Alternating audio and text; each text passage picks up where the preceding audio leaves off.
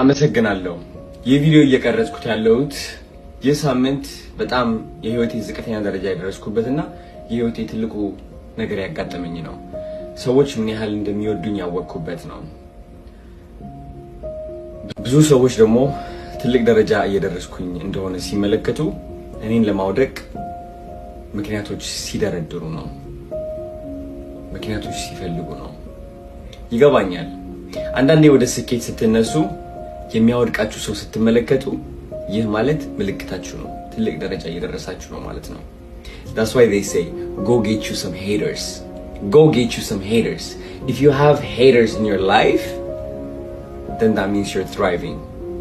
And I know a lot of people love me, but at the same time, ቤተሰቦቼ ለራሱ they receive a lot of hate videos. እሱን አይቶ ተጨናንቀው እኔን ኮሜንት ያደርጉልኛል። አሩና አንተ ለምንድነው እንደዚህ የምታደርገው? ኧረ በስመ አብ። I understand and I'm grateful. Thank you so much ላችሁ የመጣሁት። ይህ ሳምንት በጣም አሪፍ ነበረ። ተመስገን። everything በጣም ተምሬያለሁ እኔ ማለት ነው።